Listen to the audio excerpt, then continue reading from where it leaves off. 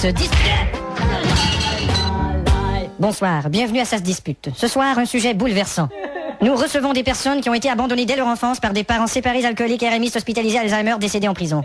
Notre premier témoignage nous vient de Madame Brockenfappersen, qui vient de l'Estonie. Bonsoir Madame.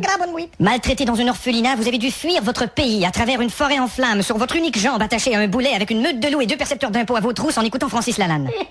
Comment êtes-vous arrivé à l'orphelinat? Quand j'étais petite, nous étions si pauvres que nous devions infuser le même café déjà infusé toute une semaine. Et nous devions prendre notre bain dans la même eau sale pendant 1 mois. Et nous regardions la même télé. Voyons, qu'est-ce que je dis? Mais c'était terrible lorsqu'ils ont décidé de me placer à l'orphelinat.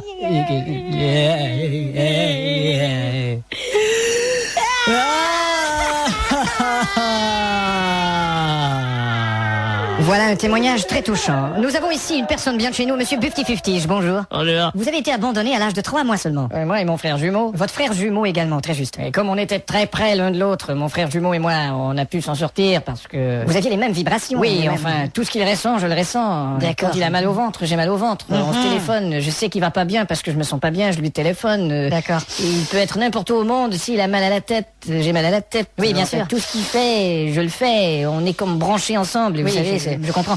Là, vous étiez comme connectés ensemble. C'est vraiment c'est extraordinaire. Sensation. Dites donc, votre frère jumeau aurait pas un problème de flatulence par hasard? C'est possible. Déjà 3 mois et vous étiez à l'abandon. À l'abandon. Oui, à l'abandon. À l'abandon, à l'abandon. Mais nous pourrions nous demander si le ministre responsable des orphelinats fait quelque chose. Est-ce que vous agissez, monsieur le ministre? Bonsoir. Oui, bien sûr. Nous avons des budgets qui sont consacrés à ce type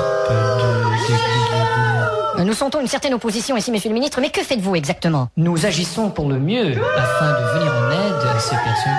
Pouvez-vous nous donner un exemple précis? Eh bien, par exemple, nous nous occupons de...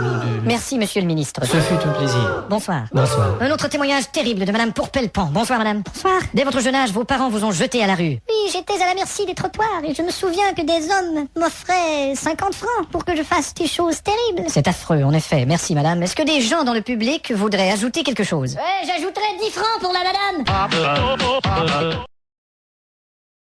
Ok, t'es prêt, l'annonceur? Pas de problème. Et la grippe, ça va? Allez, t'inquiète pas, ça va. Alors tu y vas sur le fondu de la musique et je te mets de l'écho. Ok. On y va. Voici... Et merde. Bonsoir, bienvenue à Ça se dispute. Ce soir, un sujet délicat. Nos invités sont aux prises avec des problèmes spéciaux. Mais n'oubliez pas qu'ils n'en sont pas moins des gens normaux, comme vous et moi. Alors, bonsoir. Notre premier témoignage vient de monsieur Marianco. Bonsoir. Votre problème, monsieur Marianco, est que... j'ai du mal à faire des phrases complètes. Vous avez du mal à faire des phrases complètes. Et d'où cela vient-il? D'abord, ma mère, ce drôle, elle baisait avec des animes battus à ma naissance, me force à écouter des disques chez Sardou. Voilà qui est horrible. Et quand même, aujourd'hui, vous êtes chanteur. Ouais, si vous voulez, j'en poussais une. Allez-y, bien sûr. À la Clairefontaine, t'oublierais. C'était très généreux, merci beaucoup. Mon prochain invité est Monsieur Proton. Monsieur Proton qui souffre d'un problème enfin, relax. Alors, t'es trop mal à l'aise, là. T'as qu'à poser ta question comme tu la poserais simplement à un passant dans la rue. Vous pouvez m'indiquer où est la station Barbès? C'est pas tout à fait ce que je voulais dire. Votre problème a ceci de particulier, vous êtes né avec les lèvres collées ensemble. Effectivement, depuis ma naissance, mes lèvres sont collées l'une à l'autre. En dépit de tout cela, vous ne semblez pas avoir de problème à vous exprimer. J'utilise un petit magnétophone avec du matériel préenregistré. Ah bon? Pour communiquer avec les gens.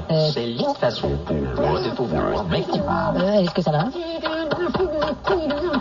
Mon prochain invité est un cas très grave, Monsieur Lebrémade. Monsieur Lebrémade, vous êtes pauvre et malade. Oublie la situation, reprends du tonus, que diable. Monsieur Lebrémade, vous êtes pauvre et malade. Oui, c'est une maladie de naissance qui a fait que j'ai perdu tous mes membres et... Oh là là! Ça va. Enfin, j'étais le rejet de la famille. Le rejet de la famille. Tout ce que je savais faire, c'était siffler, mais... Et vous étiez le rejet. Oui, le rejet Vitaker, on m'appelait. Mais vous avez perdu tous vos membres et malgré tout, vous jouez du piano. Avec mon nez, oui. Fantastique. J'ai eu d'autres jobs grâce à ce nez, comme l'agence spatiale américaine, Vraiment? la NASAL. Ah, bien sûr, la NASAL, oui. J'ai aussi été matelot, officier dans la marine américaine. Mais ça veut dire que tout de suite, vous pourriez nous faire un petit air de piano avec votre nez. Ouais, bon, enfin, je vais bien essayer. Bon, Allez-y, allez-y.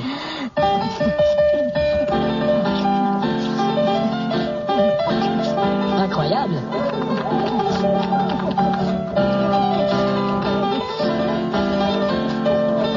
Mais c'est absolument époustouflant. Mais comment peut-on jouer une chose pareille avec un seul nez? C'est parce que j'en ai qu'un. Ouais, c'est Vous permettez que je me mouche? Oui, allez-y. Quel virtuose.